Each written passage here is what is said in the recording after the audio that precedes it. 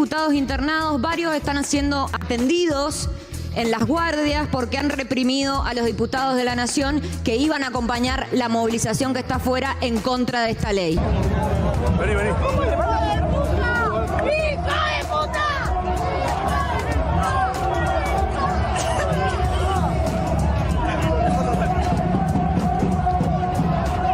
¿Qué futuro le dejamos a los nietos? ¿Qué es esto? Yo en la escuela he enseñado a mis alumnos que con el amor se vive. Toman con mucha ligereza la delegación de facultades, dicen que está amparada por la Constitución. Muy emocionado, esa es la verdad. Uno piensa en el lugar que ocupa, en la envergadura que tiene, en lo que hoy representa el Papa Francisco, primer Papa argentino, primer Papa latinoamericano. La verdad que una revolución dentro de muchos factores. Acabamos de sacar ley bases entera. Le dimos las herramientas que necesitaba el presidente. Acabamos de aprobar en general el paquete fiscal. La verdad que estamos contentos. Si no salía, estábamos en un quilombo, porque el propio presidente, él se autodefinió como presidente de carambola. Que dio algo que nosotros preveíamos, ustedes también, los periodistas también ya lo tenían el poroteo cuantificado, pareciera, porque se hablaba mucho del desempate. Vamos a pedirle a la justicia que las carátulas sea carátula de sedición, que el mismo presidente de la Nación habló de un golpe de Estado. Hoy los golpes de Estado son la lógica del desgaste de la gobernabilidad. En realidad Terminator era el depravado de la película. No la entendió o le contaron mal la versión. Una termina con la cabeza achatada, ¿verdad? Alguien que le cuente cómo terminó el Terminator primero. Es decir, que Sarah Connor la hace así, quedó ahí el Terminator. Y pensando siempre en todo por Argentina, mi voto es afirmativo a la orden del día 3724. Perdón, que tengo... Digo, ahora trabajo mucho de hablar. Después de 20 horas de debate, en una convivencia de mucha intensidad, muy violenta con la calle, el gobierno finalmente obtuvo un triunfo parlamentario con lo que ayer sucedió en el Senado, mejor dicho, esta madrugada. 20 horas de muchas negociaciones, 20 horas de caracterizaciones distintas entre oficialismo y distintos tipos de oposiciones, pero lo cierto es que el gobierno respira aliviado, un poco por lo que recién decía Carlos Melconian, porque si no esto era un quilombo, dice Melconian, ya después de esa aprobación en el Senado, todavía falta toda la discusión en diputados, nos vamos a ocupar de eso en un ratito nada más, de la ley bases y del paquete fiscal. Decía, el gobierno respira aliviado, ahora vamos a ver por qué y cuál es el grito eventualmente que pudo largar hoy el gobierno para obtener esa sanción o esa aprobación, pero en la oposición hay mucha bronca por el modo en que se consiguieron los votos para el oficialismo, para la aprobación en el Senado de la ley bases y el paquete fiscal. Hay dos tipos de bronca bien distintas. Uno de los ejes de esa bronca era Martín Lustó. Recién estuvo en el programa de Maxi Montenegro y Martín Lustó dijo, bueno, yo voté en contra. A mí me da la sensación, o tengo la certeza de que aunque yo no hubiera dado el quórum para que se vote, después iba a continuar una negociación y finalmente se iba a llegar al recinto. Y esa negociación iba a ser en un toma y daca, que es el motivo de enojo de otro sector de la oposición, o por lo menos por otras razones. Y es el enojo con aquellos senadores y senadoras que a cambio de algo le entregaron ¿qué al gobierno? Las herramientas. Herramientas es una palabra que atravesó toda esta negociación. Las herramientas para la gobernabilidad, herramientas para un apoyo político que el gobierno viene necesitando. Vamos a ver de qué se tratan esas herramientas o quiénes están eventualmente en el ojo de la tormenta en este momento para la oposición. Bueno, Pablo Blanco, el senador por Tierra del Fuego. ¿Qué es lo que se sospecha o de qué lo acusa eventualmente la oposición de haber negociado el régimen especial fiscal de Tierra del Fuego? Es el señalamiento que se hace, es en un toma y daca en función de esto. Uno de los senadores que había dicho que no iba a votar las facultades delegadas y finalmente lo votó, lo veíamos también en el resumen. Camao Espínola, senador por Corrientes, se lo señala, se le objeta que quizá haya estado en la negociación el control de la represa de Yacyretá. Pasa lo mismo con otro de los senadores, con Edgardo Cuéllar, en este caso de Entre Ríos, y en este caso con la represa de Salto Grande, porque está muy vinculada a las tarifas eléctricas de la provincia, pero sobre todo la discusión es por lugares en el directorio en estas represas, es decir, por el control de la provincia de Salto Grande y de Yacyretá en el caso de Espínola. Espínola además había sido, recuerdan ustedes, secretario de Deportes de Cristina Fernández de Kirchner sobre el final de su segundo mandato. Lucila Crekzel, quizás salió un poco de la escena en las últimas horas, porque en la Argentina pasa todo tan rápido, pero es de quien se dice, incluso hay una tía suya, la ha denunciado por dádivas para investigar si efectivamente su nombramiento en la UNESCO, un viaje a París, muy bien pago eventualmente, mientras dure esa representación, significa o es lo que le ha hecho convencerse de una aprobación de la ley Bases. José María Carambia, bueno, es uno de los senadores de la provincia de Santa Cruz. Aquí se habla del tema ganancias para una provincia patagónica, se habla también de regalías mineras, pero junto con el otro nombre de la provincia de Santa Cruz, con Natalia Agada, se los observa ¿por qué? Bueno, porque habían dicho que no iban a dar quórum. Finalmente dan quórum y votan en contra. Y llevan la votación en general a 36 y 36. Pero después en la votación en particular se van, no votan. Y entonces favorece el número, obviamente, del oficialismo. Bueno, estas son las herramientas de las que, o el precio de las herramientas, o la calidad de las herramientas que efectivamente obtiene el gobierno para la aprobación en el Senado de ley Bases y del paquete fiscal. Esto pone a la oposición a discutir dos cosas. Primero, la coyuntura. Estos nombres propios de ahora durará un tiempo el señalamiento. Veremos qué es de la carrera política de a quienes acabamos de nombrar. Dicho sea de paso, también está en el centro de la escena la senadora que recién estaba aquí con Maxi Montenegro también. Es decir, Maxi Montenegro tuvo, la senadora por Jujuy, Carolina Moisés. Maxi Montenegro tuvo las dos expresiones con distintos argumentos de personas que están señaladas por haber dado los votos al propio gobierno. Bueno, la oposición tendrá una discusión que, insisto, va o por los nombres propios, pero otra que es más interesante, que tiene que ver con cómo se construyen los frentes políticos, cómo se construyen las distintas unidades para ir a un desafío electoral, es decir, de qué manera y con qué compromisos se van conformando luego las listas para enfrentar procesos electorales y qué pasa con aquellos diputados y diputadas que entran o bien por un espacio político que luego mantiene un programa, pero se desmarcan y terminan votando otra cosa, o eventualmente sobre sus propios ideales, sobre lo que decían y opinaban algunos días atrás. ¿Qué es lo que ocurre ahí? ¿Qué es lo que le pasa a la política y su crisis de representación que no puede lograr que esas construcciones políticas, quizás frentes amalgamados de tal manera con fines electorales, después traen muchos problemas? Y ahí aparece una crítica muy frecuente, que es el dedo que marca las listas. Siempre se habla de esto. En la antesala de la conformación de las listas se dice, bueno, hay alguien que toma decisiones. Y pareciera que está muy deslegitimado eso. Es decir, cuáles son los nombres que van en una lista. Pero sucede que después, cuando llega el momento de la verdad y de votar cosas muy importantes para el país, depende lo que cada uno piense, representa esta ley Bases, resulta que esos nombres terminan siendo importantes. Porque después se los señala por no haber sido respetuoso de los votos que los llevaron a esa representación en el Congreso. Bueno, este es el lío en el que está metida la oposición. Y es un lío no del presente, es un lío del pasado.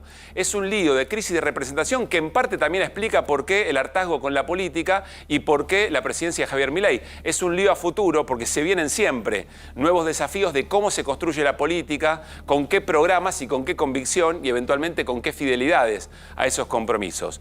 Volvamos un segundito al oficialismo. Porque el oficialismo hoy respira aliviado, porque evita el quilombo, como decía Carlos Melconian. ¿Y qué grita? ¿Cuál es el grito de gol hoy del oficialismo? Y ¡viva la casta! Porque el modo de negociación con que el gobierno finalmente termina llegando a los votos necesarios para una ley fundamental en términos políticos, veremos si en términos de desarrollo de su gobierno, lo ha hecho haciendo todo aquello que el gobierno venía a reemplazar, todo aquello que el gobierno denunciaba. Todo lo que hizo que el presidente Javier Milei considerara al Congreso un nido de ratas, que estaban trocando intereses personales o intereses para sus provincias muy puntuales, muy de corto plazo, a cambio de posicionamientos o a cambio de los votos. Quizá en una sociedad con mejor autoestima que la nuestra, con mejor relación con la representación política, esto le podría infringir un costo al gobierno de Javier Milei. Yo creo que el gobierno duerme tranquilo esta noche y ha atravesado un día de muy buenas noticias, por otra parte. Pero es una marca en el camino que efectivamente el grito hoy es viva la casta, porque con prácticas de la casta el gobierno logró la votación tan importante de la ley bases y del paquete fiscal. Así arrancamos QR y de esta manera caracterizaba también estos comportamientos hoy el vocero presidencial Manuel Adorni. Le quiero preguntar si este gobierno entregó cargos, cajas y valijas, haciendo referencia en especial a aquellos senadores que repentinamente decidieron su voto favorable por la ley bases. Le consulto algunos ejemplos. Crexel, Weider, Espínola, los senadores santacruceños, por ejemplo, que con su ausencia en el debate particular de la ley bases permitieron que el gobierno tenga prácticamente completa la integridad de los capítulos de la ley bases. Gracias. Bueno, con respecto a la última pregunta, no. Te voy a contestar uno de los casos que me planteás, que es el de Crexel. Por ejemplo, en ese caso se le había hecho el ofrecimiento en abril.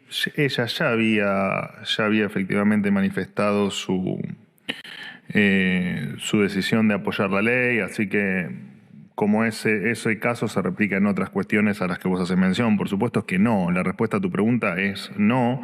Nosotros no hacemos eso, nosotros no somos la vieja política, nosotros somos algo bastante diferente que evidentemente cuesta comprender.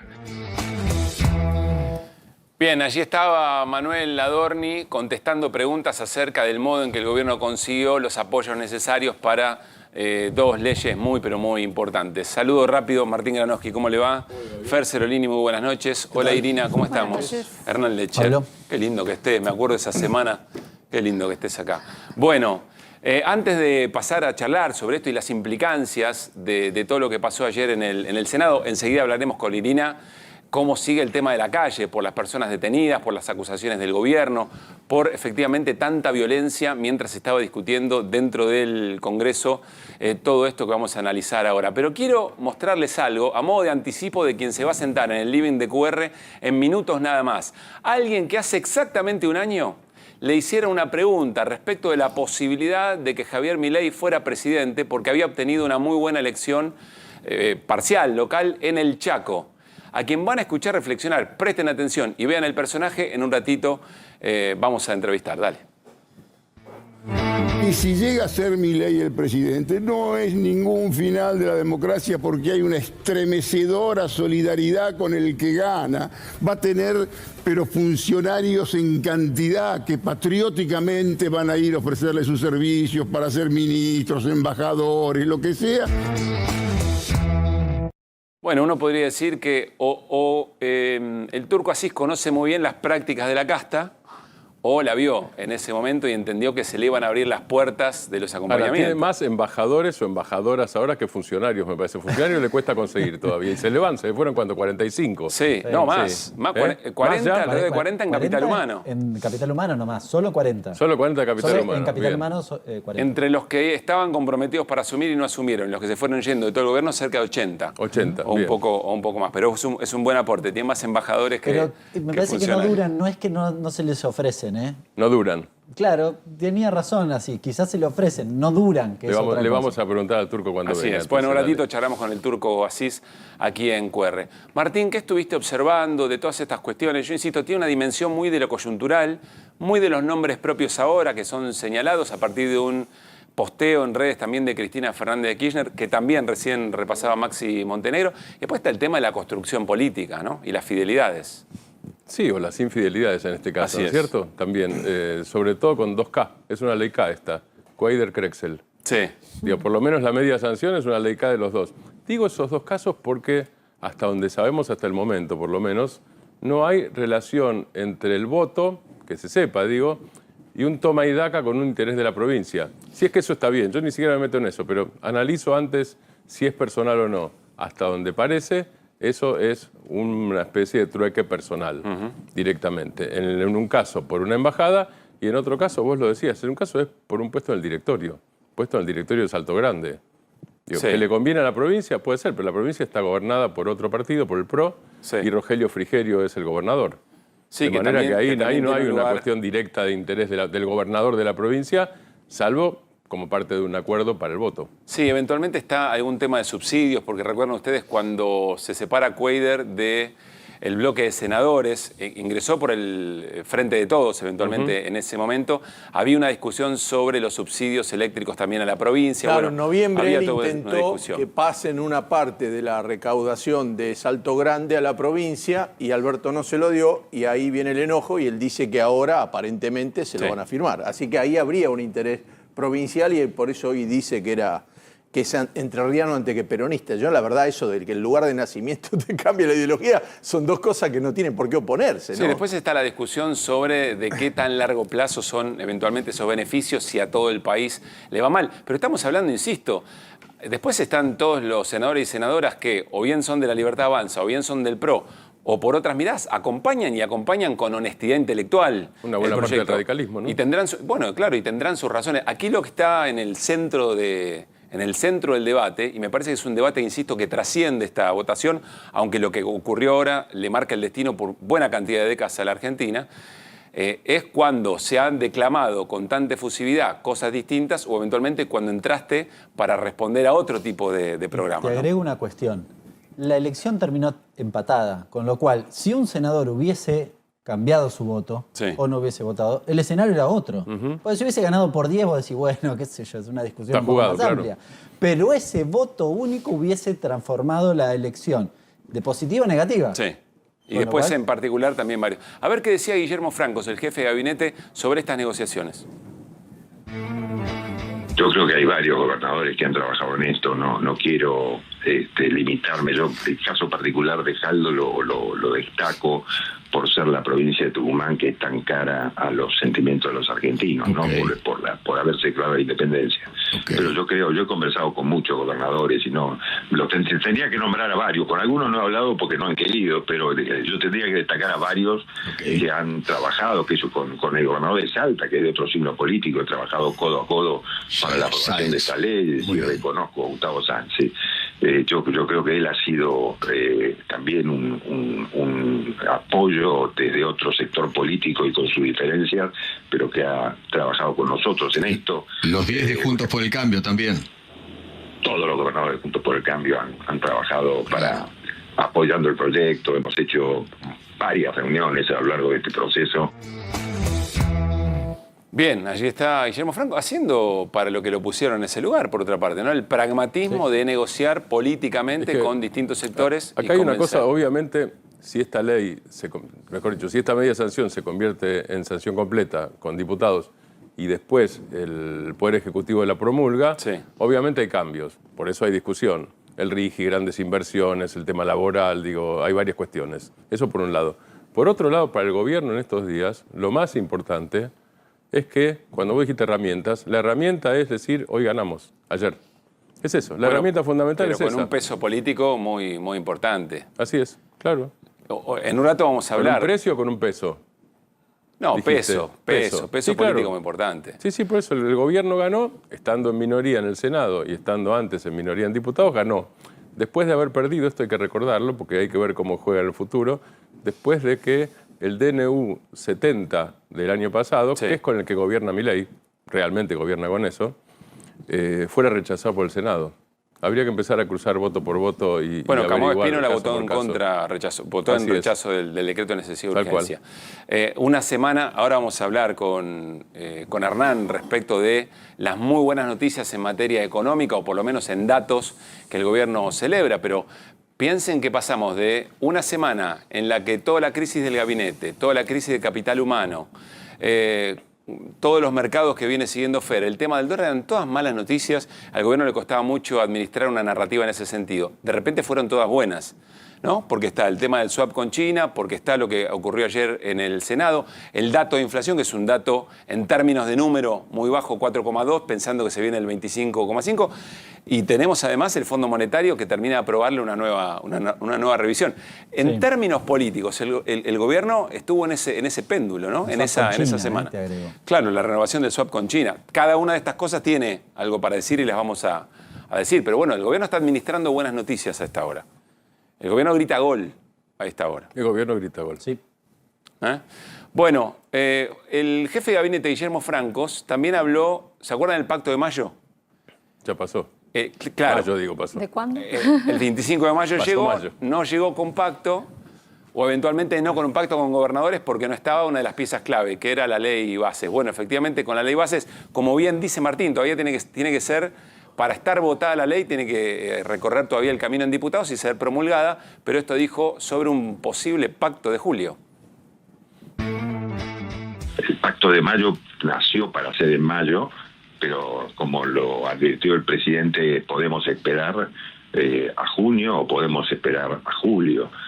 Si ustedes, si me preguntaran a mí hoy cuándo lo haría yo, en qué fecha, y yo lo haría el 9 de julio, en Tucumán, el Día de la Independencia.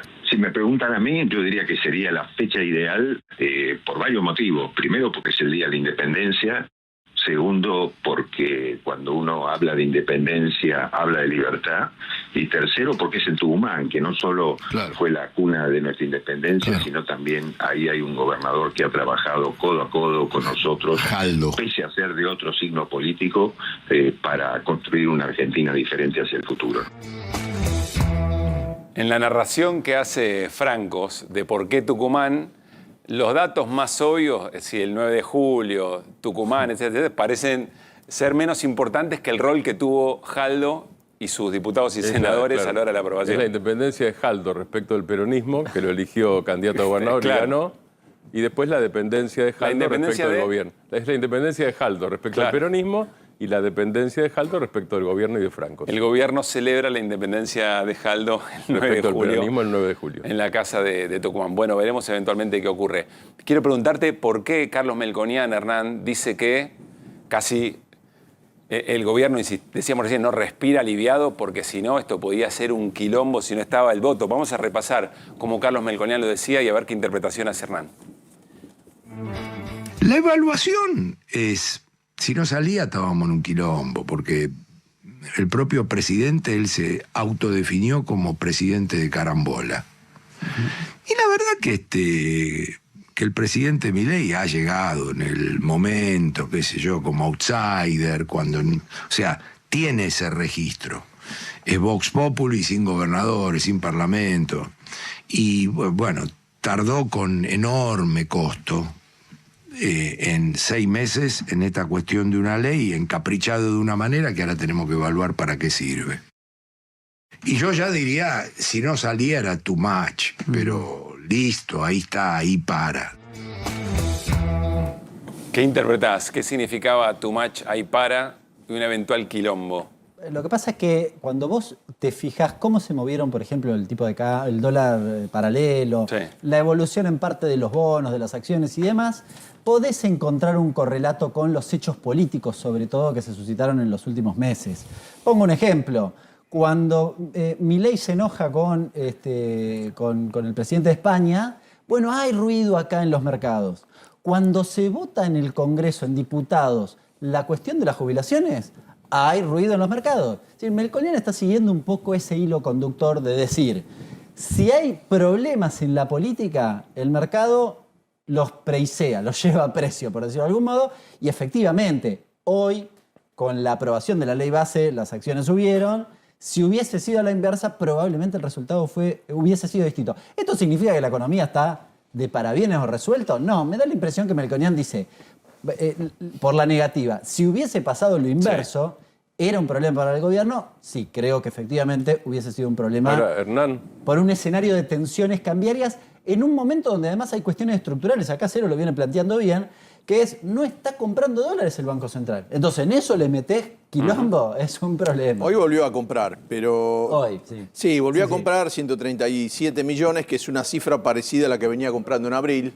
pero este mes realmente es bajísima la compra, da 27 millones de dólares por día, tendría que revertir completamente. Esa es la gran intriga. Sí subieron las acciones, los ADR en Estados Unidos, subieron los bonos un 4%, el riesgo país cayó 4%.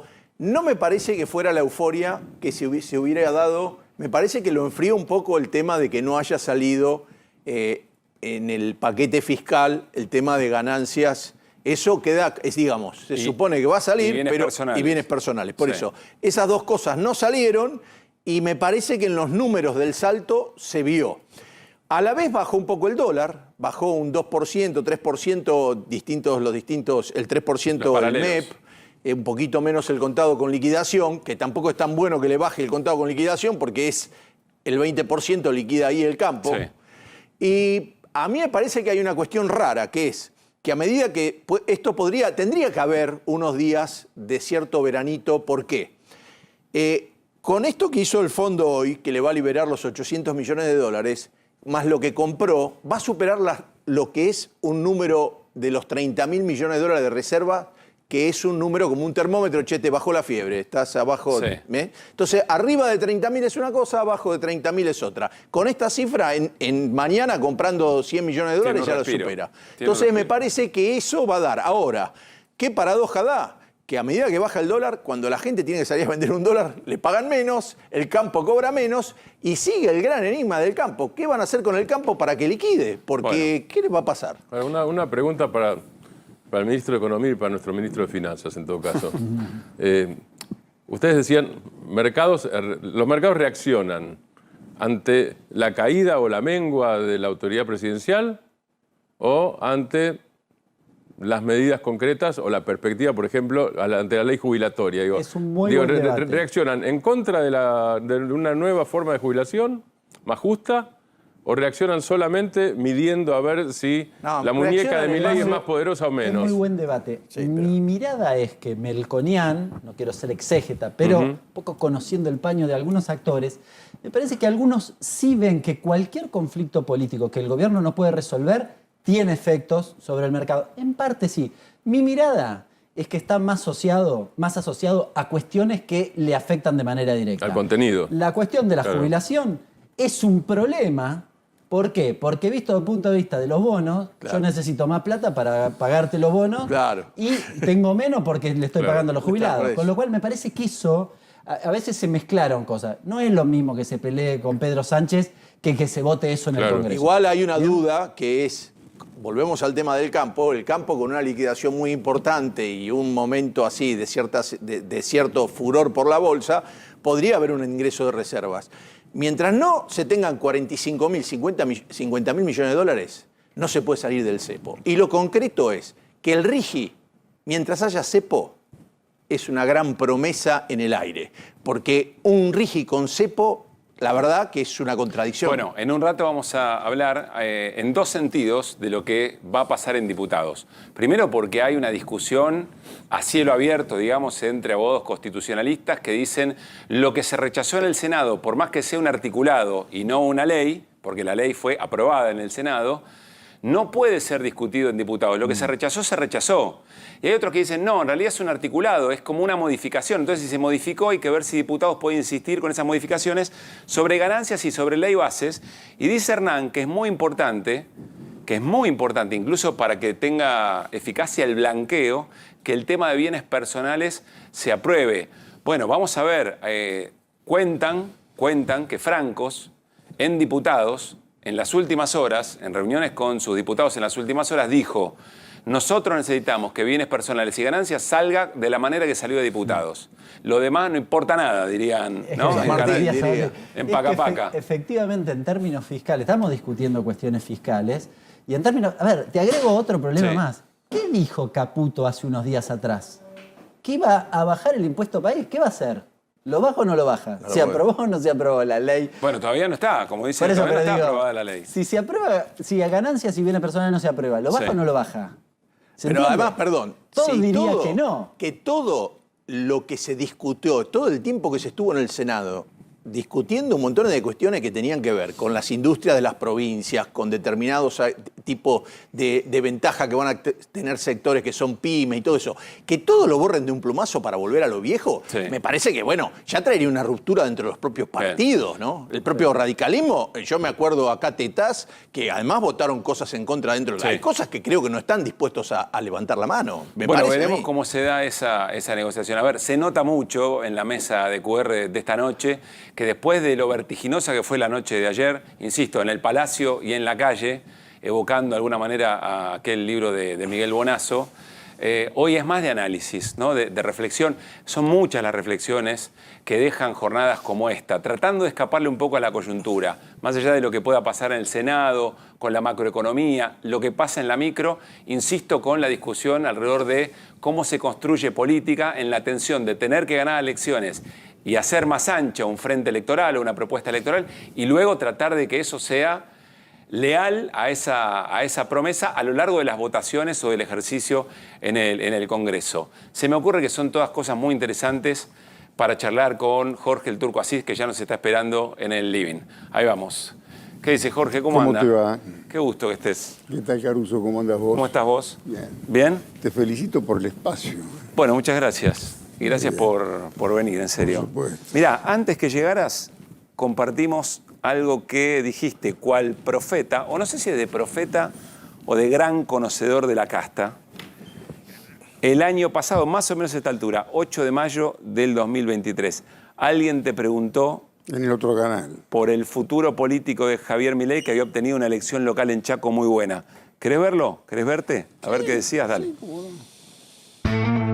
Y si llega a ser Milei el presidente, no es ningún final de la democracia porque hay una estremecedora solidaridad con el que gana. Va a tener, pero funcionarios en cantidad que patrióticamente van a ir a ofrecerle sus servicios para ser ministros, embajadores, lo que sea. Es verdad. ¿Y fue? Y sí, fue así. Uno podría decir que quizá funcionarios están pensando 2 veces con todo el lío que hay en el gabinete, pero que se le abrieron las puertas y ayer quedó comprobado en la votación. Sí, mira, tantas cosas se dicen de este gobierno. Yo creo que este gobierno hay una confluencia de 2 vectores que son muy fuertes. Milei, como fenómeno de atracción, te diría, hasta internacional, y de un gobierno casi desastroso. Un gobierno prácticamente sin gestión, que después de 6 meses, por un penal de VAR, por Victoria Villarruel, sale lo que ansiaban, lo que necesitaban. Y que ponerse a analizar qué es lo que concedieron, qué es lo que sacaron, qué sacrificaron y demás, hoy ya es tema para especialistas. Lo importante es que sacaron la primera ley y que les permite arrancar hoy con un optimismo casi desbordante. Sale el vocero y dice, hermosa mañana, como si fuera Franchella cuando gana Racing. Y eso se nota porque con la aprobación en general de la ley por el penal de VAR pateado por Victoria Villarruel, la Cayetana, como la llamo yo, ¿no? Por Álvarez de Toledo. Eso viene con la noticia de la extensión del plazo del vencimiento del SWAT chino. La baja de la inflación, baja del riesgo país, todos los valores se le empiezan a acomodar. Es como si de pronto la suerte decide acompañar a los Milei. ¿Es solo suerte? Ahora voy a lo de los Milei, ¿pero es solo suerte? La suerte es como si la suerte de pronto dice, vamos a acompañar a estos muchachos. Como para que no tengan en todo caso más excusas, porque hasta ahora, con la reticencia en aprobarle la ley, les brindabas la excusa perfecta. La casta maléfica no le aprueba la ley, no le da las herramientas que prefiere tener y que quiere Le daba sentido a la narrativa del amigo enemigo, digamos. Ahora vas a tener un problema. Milei también va a tener un problema, un desafío, porque ahora tiene la herramienta que pidió. Es como a los directores técnicos cuando los jugadores de fútbol maléficos le tiran la pelota como para ver cómo patea. ¿Entendés? Ahora tiene que patear. Ahora tenés las herramientas que querías, las sacaste, aparte, digamos, ajustado, demasiado ajustadamente, con votos, algunos que pueden ser sospechosos, pero ya está. Eso ahora directamente es otra cuestión. Anecdótico. Ahora es una anécdota. Ahora, recién decíamos, viene de una semana o de 15 días muy complicados, muy difíciles. Terribles. Y de repente tiene en un día que se alinean los planetas, práctica política mediante. Por supuesto. Del orden de la vieja política, de la nueva política, lo que vos Para quieras. mí fundamental fue el cambio de gabinete, el cambio del jefe de gabinete, el cambio de premier, digamos, o vulgarmente ministro coordinador. Ya casi parece una cuestión del pasado, no nos acordamos de Nicolás Posse. Sí, pero el cambio cierto. de Posse por Francos cambió, te diría, la imagen del gobierno. Ahora, para mí, sinceramente, casi te diría, me parece bien que le hayan aprobado la herramienta que pedía. Porque no tiene más excusa, no tiene más pretexto, porque lo votaron. Y si lo votó el 55%, tiene todo su derecho a decir, bueno, quiero gobernar de esta forma. Aparte, ¿cómo llegó él contra la casta? Milei, no sé si te lo dije la vez anterior que hablamos, Milei animó una campaña electoral que no existía, donde nadie tenía absolutamente nada para decir. De pronto te aparece un loco con patillas, con un pelo desordenado, que grita, que se enoja, que culpa a la política. Es, hasta te diría, excesivo en sus reacciones, en su temperamento. Pero la gente votó eso. Los 56% que votaron ya en la segunda vuelta, lo votaron a él. Por eso. Por eso. Y lo votaron, yo saqué una nota, no sé si vos me lees, que se llama Otro pícaro del siglo de oro español. Porque en realidad, Milei, que no es tonto, ni está chapita, no tiene nada que ver con la locura, Milei, para sintetizarte, fue un producto del peronismo, financiado en gran parte por el peronismo, con sus estructuras cerradas por la capacidad que tienen los peronistas de mojar la media luna. Todo para dividir a la oposición de el aquel objetivo era la fragilización de Juntos por el Cambio, que se preparaba ya, yo digo que tenía los cubiertos, la servilleta, para suceder. Ahora, el producto fue tan bueno que fragilizó a Juntos por el Cambio. Lo que no previeron los inventores, los estimuladores, es que este muchacho era un gran pícaro que después de dejar a Patricia Bullrich fuera del balotaje, él, que era en ese momento la representación del poder, porque era él el que tenía que competir con Sergio Massa, da el salto, va a verlo al jefe político del espacio que fragilizó, hace el pacto de Acasuso y avanza contra el peronismo. La parábola fue espectacular. Desde el punto de vista político fue inapelable y perfecta. Por eso decir, ni es chapita, ni es un improvisado, por lo menos en ese aspecto. Ahí hubo una racionalidad. Yo lo conozco, de construcción yo de lo poder entrevisté. monumental. Claro. Yo tuve en este mismo canal un ciclo que se llamó Emergencia Intelectual, que lo hacía con Berenstein, que en ese momento Bernstein, por problemas personales, una vez por mes se iba a Estados Unidos. Y en la Argentina tenés mucha gente para entrevistar, no tenés tipos para dialogar. Y yo no tenía ganas de hacer entrevistas Y una vez lo llevé a este muchacho, Milei, y me sorprendí el YouTube del día siguiente, porque tenía más de 50.000 visualizaciones. Algo pasa con este muchacho. A ver, Jorge, todo lo que estás narrando es muy importante y va a ser muy importante cuando tengamos que contar una y otra vez cómo es que alguien que apareció en la política en muy poco tiempo consiguió 2 bancas, esas 2 bancas se convirtieron en presidente y vicepresidenta y finalmente estamos en la situación en la que estamos. Va a ser muy importante todo esto. Pero si uno piensa de aquí en adelante, y si tuvieras que darle un consejo a la oposición, pensando en de qué manera Milei llega a ser quien es y cómo había actuado la oposición en ese momento, o el oficialismo o el peronismo en ese momento respecto de Milei, ¿qué dirías? ¿Qué es lo que viene a continuación siguiendo esa lógica? ¿Qué es lo que viene a continuación? No saben cómo entrarle a Milei. ¿Aún hoy? No saben cómo entrarle a Milei.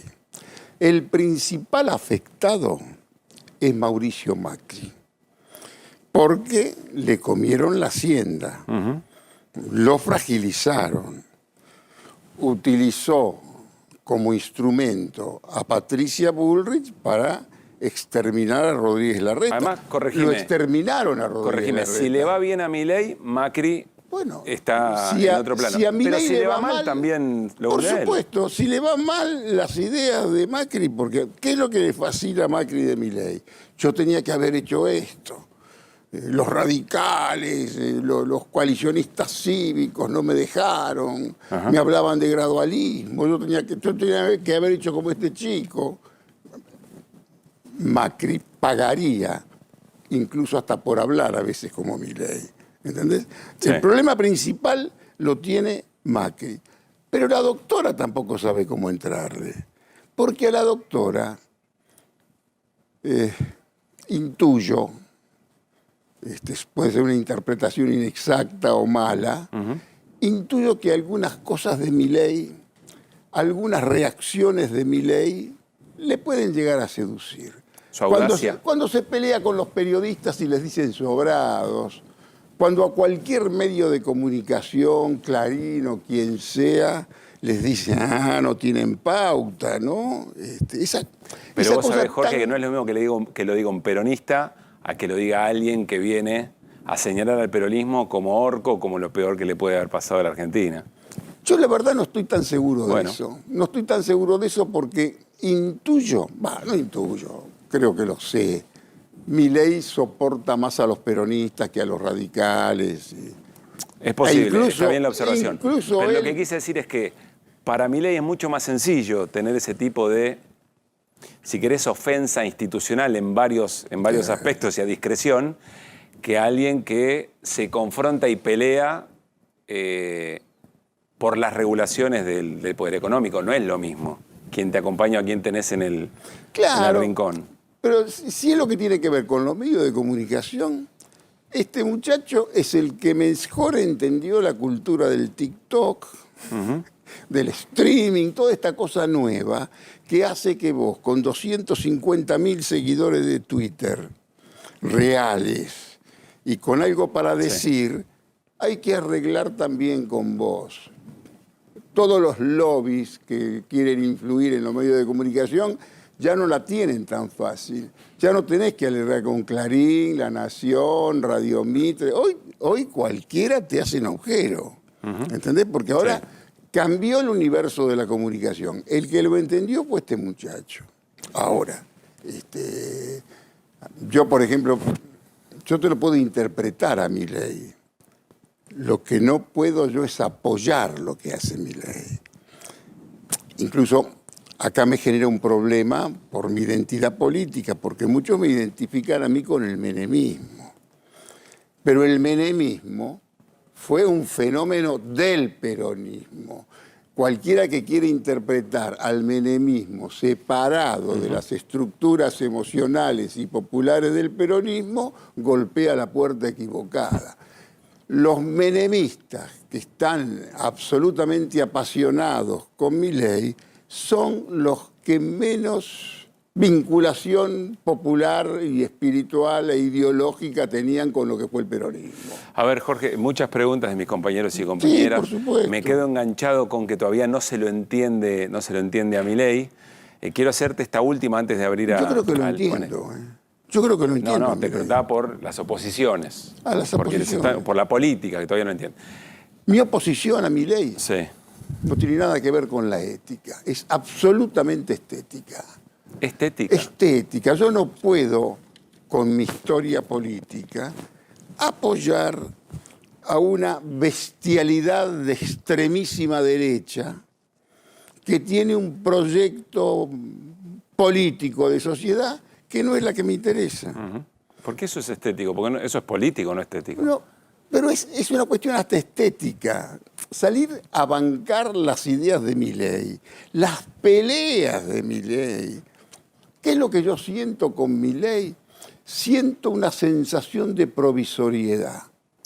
De pronto empieza a acompañarlo la suerte y a lo mejor esa sensación de provisoriedad se disipa, pero todavía yo tengo esa sensación de provisoriedad. Me parece que este muchacho, la apuesta que tiene es no solamente imperfecta, sino que puede ser equivocada.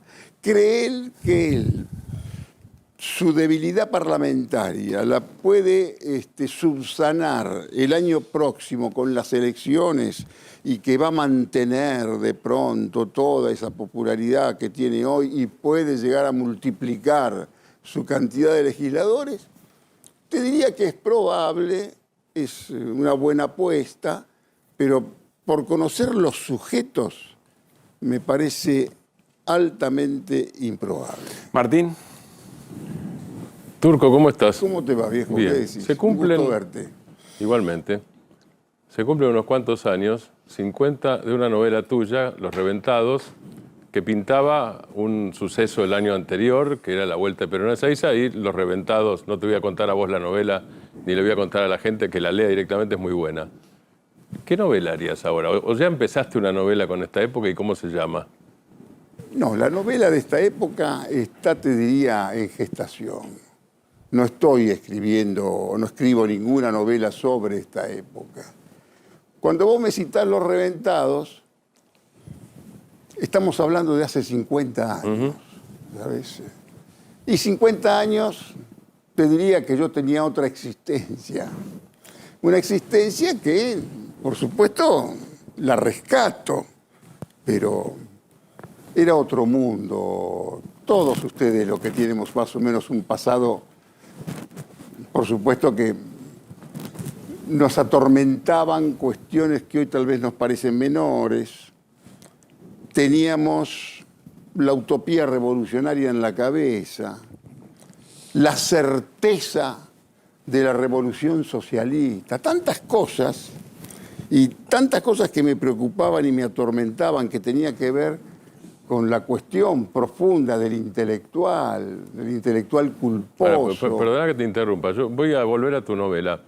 Hay una cuestión en Los Reventados que no era intelectual, digo, lo que vos pintás era vendedores en Ezeiza, ¿no es cierto? Supuesto.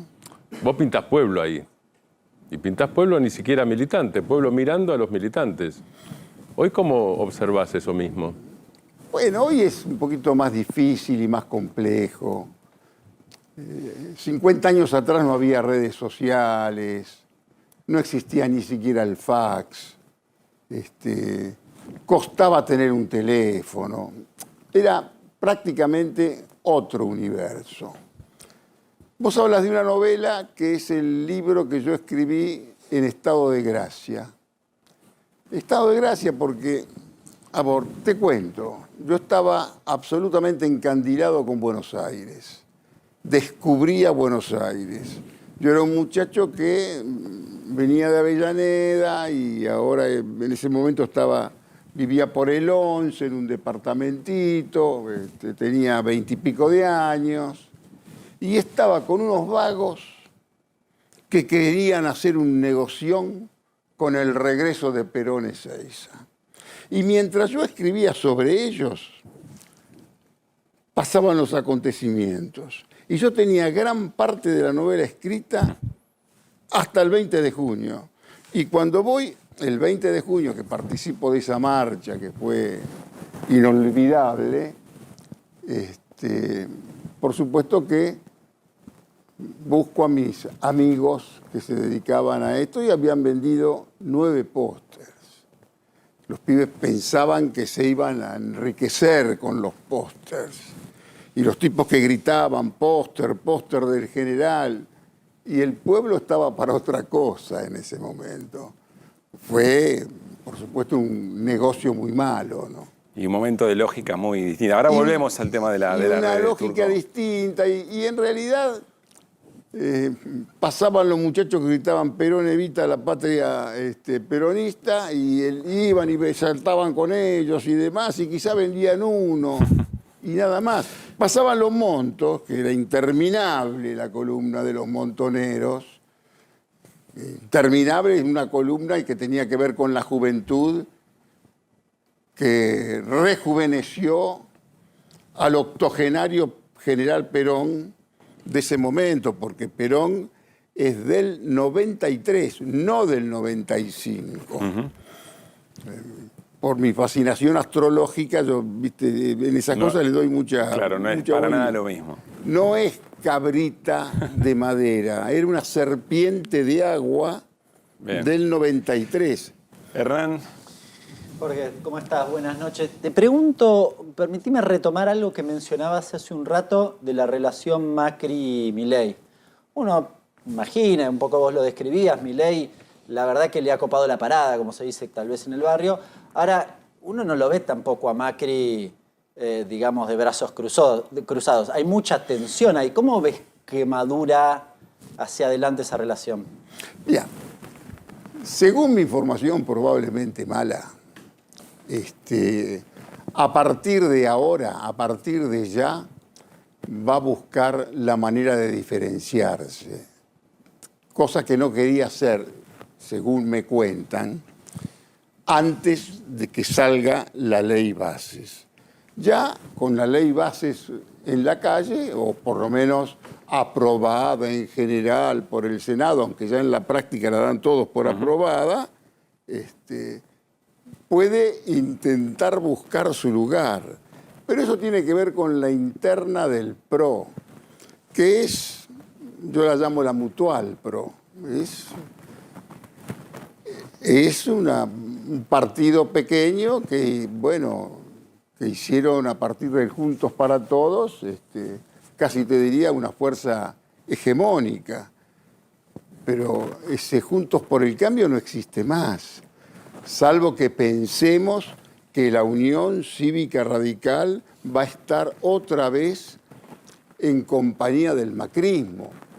Sinceramente, por los radicales, por la información que tengo por mis amigos radicales, me parece que están en las antípodas. ¿Vos crees que el radicalismo está tratando de recuperar representación de sus bases, tratando de volver a erigirse como un partido? El radicalismo se peronizó mucho. ¿Qué quiere decir eso? ¿O cómo? Que se peronizó mucho porque está con infinitos fragmentos. ¿De qué radicalismo hablamos? El radicalismo lo preside un senador que fue el único que votó de todo su bloque en contra de esta ley. Sí. Si vos tenés un jefe, si vos tenés un número uno, por lo menos ese número uno tiene que ser seguido por los miembros del bloque que le responden. Si eso pasara en el peronismo es un escándalo. O pasa igual, o pasa en el peronismo y es una travesura más, pero en el peronismo no sorprende. En el radicalismo sí sorprende. Aparte, hay muchos muchachos, por ejemplo, de Loredo el cordobés. Sí. Te explica su posición. Utiliza tantas palabras para explicar tu posición que lo que tenés que aconsejarle es cambiar de posición, porque tu posición tiene que ser un poco más clara. No podés estar de acuerdo en esto, en desacuerdo en lo otro. La gente se pierde y tampoco más en televisión hay lugar para explicaciones extensas. No, claro. ¿Entendés? Vos tenés que ser un poquito más telegráfico. Que es una de las razones también de la presidencia de Milei, eventualmente. Pero por supuesto, porque Milei, cuando nadie tenía nada para decir, porque venían, digamos, los gobiernos deplorables, casi te diría sucedidos de Macri y Alberto Fernández, que la verdad fueron dos gobiernos, te diría, más que flojos. Y este muchacho, ¿qué es lo que decía yo? Que a veces me lo pasan también y todos se me reían o se burlaban en su momento. Pero si fracasó Macri, si fracasó Alberto, ¿por qué no lo dejan fracasar tranquilo a él? ¿Por qué? Todos tienen derecho al fracaso. Y sobre todo en la Argentina. ¿Nos podés señalar a alguien por su fracaso? Cuando acá todo invariablemente terminó mal. Irina. Jorge, buenas noches. ¿Cómo te va, Irina? Muy bien. Hoy, ayer a la noche, en realidad, la oficina del presidente saca un comunicado diciendo que había un intento de golpe de Estado en las calles por la protesta frente al Congreso. Hoy insiste con esto y además intenta acusar a la gente que se estaba manifestando y que está detenida de delitos gravísimos, entre ellos agravantes por terrorismo. ¿Cómo ves esto? ¿Qué lectura haces? ¿Qué trascendencia le das? Mira, los documentos del gobierno son bastante flojos. Ya ayer, cuando decían grupos terroristas que quisieron hacer un golpe de Estado, es un disparate. De acuerdo a mi formación probablemente mala, hubo alguna gente de izquierda con ganas de armar alboroto. Pero también, como suele suceder, sobre todo los malos pensados lo sostienen, pudieron existir elementos enviados simplemente para agitar y justificar así la represión indiscriminada que se registró ayer, ¿no es cierto?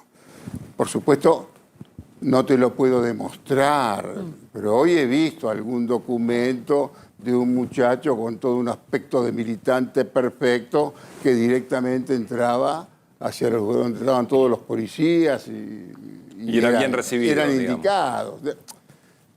Lo de ayer, por supuesto que Patricia Bullrich, la montonera del bien, es quizás la ministro indicada porque conoce bien el universo de la izquierda y el universo de la militancia. Y el universo de la militancia, ella por supuesto que lo conoce de su época militante. Claro que también hizo una parábola y ahora verdaderamente es un cuadro político de la derecha y casi te diría, casi principal cuadro libertario hoy, Patricia Bullrich. Ahora, su interna la tiene con Mauricio Macri. Fer. Sí, ¿qué tal, Asís? ¿Cómo le va? ¿Cómo andas? A ver, me llama la atención algunos de los que critican a Milei, que uno diría generalmente tendrían que estar defendiéndolo, y uno es Durán Barba, otro es Emilio Monzó, con crítica a gente bastante mesurada y que está del lado, digamos, de la derecha, ¿no? Y esencialmente me llamó la atención la crítica de Rosendo Fraga. Rosendo Fraga diciendo el gobierno tiene que tener cuidado porque el conflicto social es como un resorte, acumula y en algún momento salta y nadie sabe bien qué fue lo que pasó. Si miramos que pasaron 6 meses y tuvimos 2 paros de la CGT, la marcha del 24 muy masiva, tuvimos una defensa del movimiento universitario que salió la gente a la calle, y lo de ayer estaba la policía ahí, que era una cantidad de policías enorme, que no sé si se puede movilizar todos los días. Digo, en algún momento, como Milei no le presta tanta atención al día a día de la gente, ¿no puede eso salir para cualquier lado? ¿No está cerca de pasar a la vez de que tienen este momentito de suerte y que ahora se calmaron los mercados y podría haber un veranito? ¿Esto no está siempre ahí detrás de la puerta? Yo creo que algunas de las líneas liminares de Milei eran muy buenas ideas para plantear en la televisión, pero que eran una causa perdida para llevar a la práctica. Te hablo del Ministerio de Capital Humano. La creencia que una ministra sin una gran experiencia política podía encargarse de desarrollo social, trabajo, educación, cultura y por poco también salud, es, la verdad, aparte de un buen lucimiento en la televisión de su argumento, era un fracaso anticipado. Eso, qué sé yo, así lo pusieras a Carlos Corach, así pusieras un ministro con una experiencia fascinante, podía resolver, vos me decís, trabajo, 2 paros generales. La relación con el mundo del trabajo es atroz.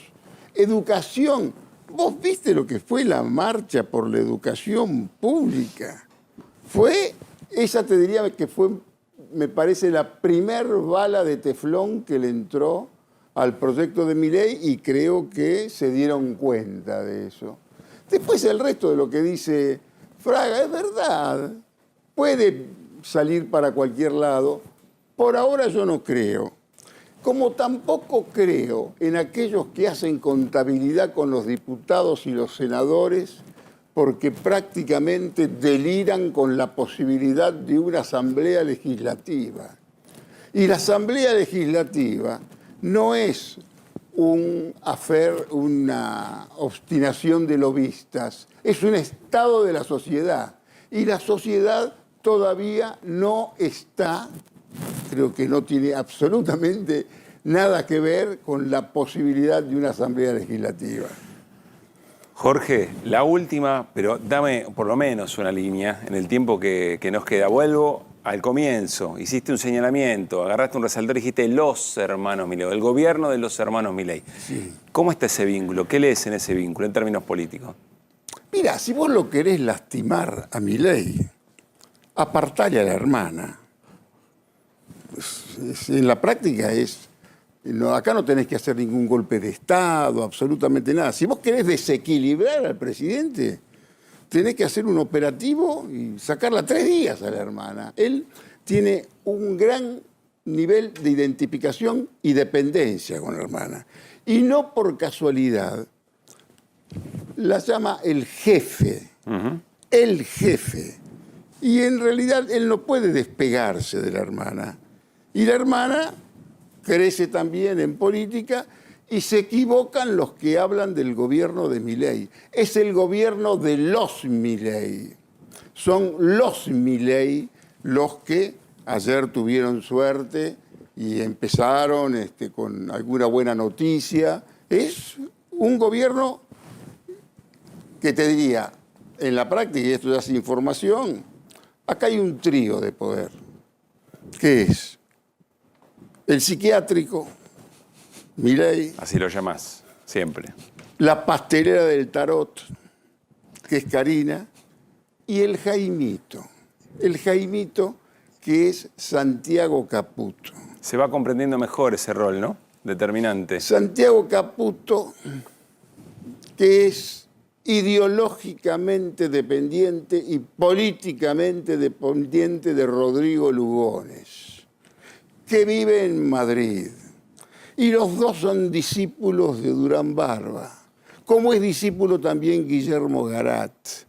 Y esto ya es entrar en la interna que tiene que ver con el mileísmo, que tiene razón Mauricio Macri cuando dijo, es Milei, la hermana y las redes sociales, no hay nada más. Bueno, está también este muchacho que es un estratega y que es un chico que tiene 38, 39 años, que lo acompaña, que creció mucho políticamente en el último tiempo, que hoy, por supuesto, ya maneja hasta la AFI.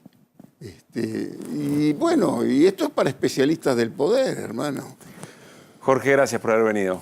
Lo pasé muy bien, como siempre. Que esté muy bien. Gracias, querido. Bueno, qué bueno tener el tiempo en televisión o darse el tiempo en televisión para escuchar, ¿no? No es muy habitual, como le decía el Turco Asís, y en buena parte eso explica una enorme cantidad de cosas que nos están pasando. En un ratito nada más se sienta con nosotros Daniel Filmus para charlar también sobre el impacto de lo que se aprobó ayer en el Senado, sobre ciencia y tecnología, pero también sobre una mirada de mucha experiencia política sobre el momento del gobierno de Javier Milei y este veranito, decía recién Jorge Asís, suerte, práctica política, de todo. Después de 15 días en donde parecía que el gobierno tenía derrotas difíciles de superar, consigue 3 o 4 cosas muy, muy importantes. Bueno, nos vamos a la tanda y al regresar tenemos muchas cosas. Quiero que Irina nos cuente qué es lo que está pasando con las causas que el gobierno le inició a muchos de los que están detenidos todavía. Hay personas que están con prisión preventiva y pensando en los feriados que se vienen con mucho temor a pasar muchos días en preventiva y cuáles son las acusaciones. Vamos a hablar de inflación, 4,2%. Hernán nos va a contar cómo hay que leer efectivamente ese número. Vamos a hablar también con Martín Granowski de la relación de Axel Kicillof con el Papa Francisco. Foto, también alguna declaración más. Y con Fer seguimos de cerca, por supuesto, todo lo que tiene que ver con los mercados y con el dólar. Tanda y estamos.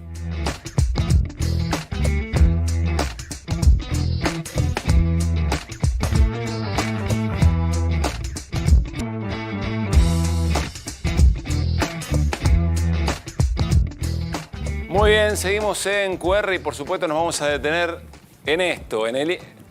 ¿Cuánta picardía, no? El índice de precios, 4,2%. Vamos a hacer una lupa porque, claro, merece alguna manera de narrar. Yo lo veo a Hernán Lecher muy concentrado en tratar de explicarnos que ese número tiene más problemas que resoluciones para el gobierno. Yo no sé, la verdad, el gobierno dice yo iba a bajar la inflación y la bajé. Mirá, te la puse en 4,2, arranqué en 25,5. Qué sé yo, contala como quieras, Lecher. Bueno, la cuento. A ver, si vos mirás, por ejemplo, estos datos antes de la sequía, sí, básicamente son lo mismo. Con lo cual, volviste a foja cero. Pero al margen de esa cuestión, lo que me parece más interesante es analizar qué hay adentro de esto. Es decir, bueno, yo te diría las 3 principales razones por las cuales te dio 4,2 este mes. La principal es la caída del consumo. Acá tenemos los datos generales, 276,4 interanual. Si querías reivindicar a Milei y su política, es el primer mes que en términos interanuales se reduce. Estaba en 2,80 y pico y está en 2,76. Sí. Con lo cual empieza a reducirse la interanual. ¿Por qué? Y porque el dato del mes equivalente de mayo del año pasado había sido más alto que el 4,2. Esto es lo que empezamos a ver ahora. Bueno, va a 72% a lo largo del año. Pero te decía, ¿qué me parece interesante? La primera cuestión que la hemos visto, no te traje la curva, te la tenía que haber traído. ¿No trajiste? La de descenso. Las columnas que arrancan acá arriba en 25 y terminan en 4 como allá abajo, ¿no la trajiste? Que básicamente está explicado por qué razón. ¿Cuál es la principal razón de la reducción de la inflación desde que asumió Milei? Post-devaluación, vamos a decir, hasta hoy, básicamente la caída del consumo. ¿Bien? 30% en yerba, 20% en consumo lácteo, 20% el gobierno en el lo dijo, sector el límite a los precios lo va a poner la gente porque no va a querer validar aumentos. Básicamente eso, y además no emite para que ni siquiera tengas la herramienta para que valide finalmente esa cuestión. De hecho, acá podemos ver un poco los sectores. Y acá te paso al segundo tema de cuestiones interesantes para analizar. Vas a ver en las puntas los regulados. Arranco por allá. El dato de comunicación me llama poderosamente. ¿Qué es comunicación? Comunicación es internet y telefonía. Sí. ¿Sabes cuánto aumentó interanualmente? ¿Cuánto? 375%. Bastante más arriba del promedio general. Sí, me llama la atención que con las prepagas una cosa, que con las comunicaciones evidentemente Le preguntaron al gobierno esto y el gobierno dijo, ahí no hay cartelización. No, me parece que no, pero el aumento ha sido muy significativo y está concentrado en los últimos 5 meses, básicamente. En el otro extremo tenemos básicamente los regulados. Esto es muy importante, porque esto es lo que explica la reducción sensible de la inflación, del 8,8 al 4,2. Y que la verdad me cuenta cosas para adelante. ¿Por qué? Primero, el aumento de lo que tiene que ver con los servicios públicos solo fue del 2,5. ¿Esto por qué? Por el congelamiento de las tarifas. En realidad las patearon para al adelante. mes de junio. Sí. No te va a dar 2,5 o sea, en junio. patearon los aumentos que van a venir el próximo mes para que este número ahora sea 4,2. Para que este número sea 4,2. Y acá, ¿qué se incluye? Salud, 0,7. Ahí incluye medicamentos y prepagas. Medicamentos aumentó 3,5. Sí. Prepaga dio negativo. ¿Por qué dio negativo? Porque computó en este mes las correcciones que había exigido la justicia y demás, fueron computadas ahí. No lo vas a tener en junio de nuevo. No lo vas a tener en junio. No te va a dar 0,7. Es decir, estas dos cosas que te tiraron claramente para abajo, no las vas a tener en junio. No, además... Y agregale una tercera cuestión. Sí, ahí voy, Fer, ahí voy. La explicación de por qué la inflación está baja, además, tiene que ver con el dólar planchado. Y acá pongo un asterisco. Primero, ¿va a seguir planchado? El gobierno dice que sí. Pero ¿qué pasó en finales de mayo, principios de junio? Se te escapó la brecha. Estaban 20, fue a 40.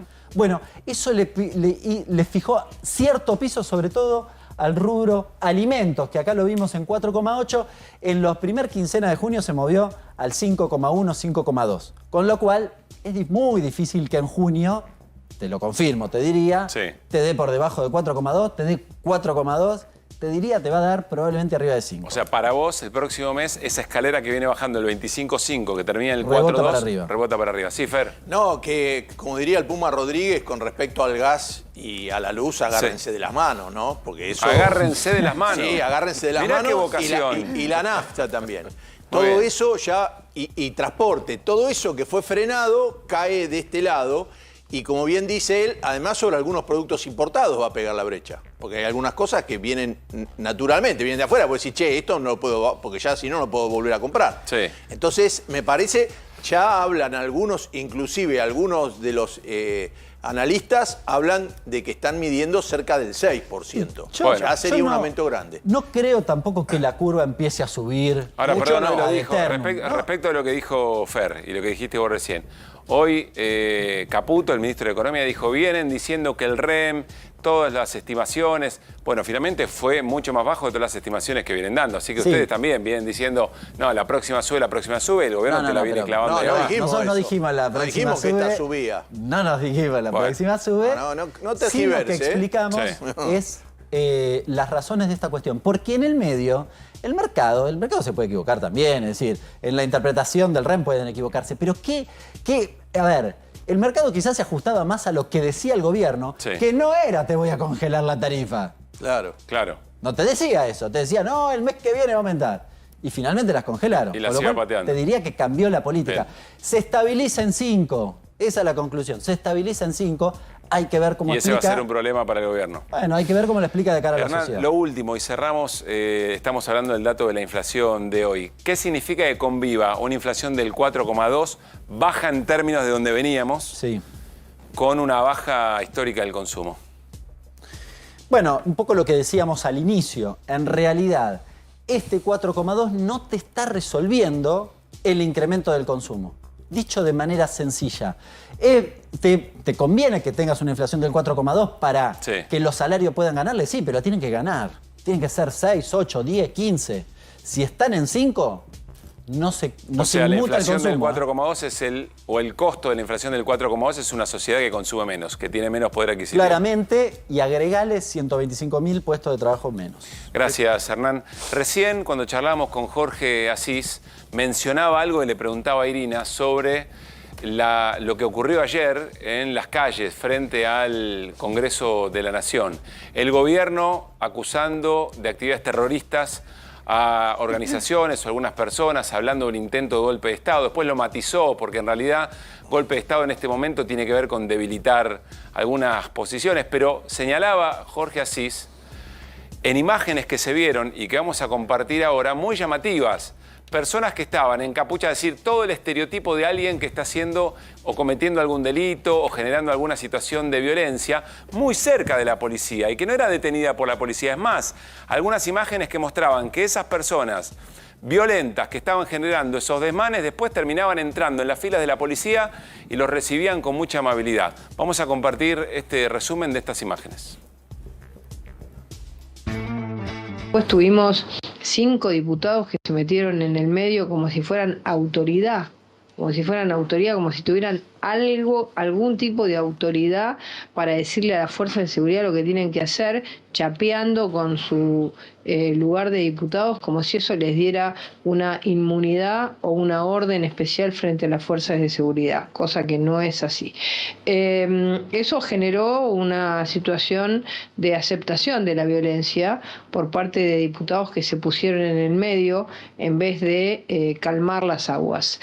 A partir de ahí nosotros teníamos ya información que había grupos que habían ido con todo tipo de materiales, habíamos trabajado mucho en las vísperas de esta manifestación para que no nos sorprendiera las cosas que iban a suceder, porque sabíamos que, tal como dijo el presidente de la Nación, es un golpe de Estado. ¿Cómo son los golpes de Estado modernos? Es el desgaste permanente para intentar generar una situación en la que el Estado pierda la capacidad de acción.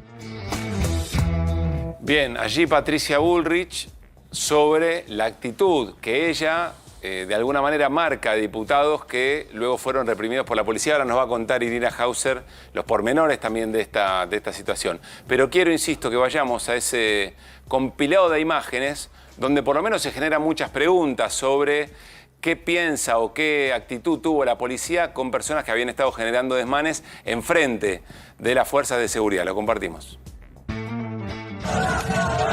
Bueno, claramente el objetivo es vandalizar, generar caos. Están destruyendo un medio de comunicación, lo empiezan a prender fuego, están tirando ahí alcohol para encenderlo más rápido. Es el auto de Cadena 3. Ah, bueno. Cadena 3, la cadena cordobesa, ¿no? Uy, están dando vuelta otro auto. Avanza la policía, ahí avanza la Policía Federal. Van a barrer la zona.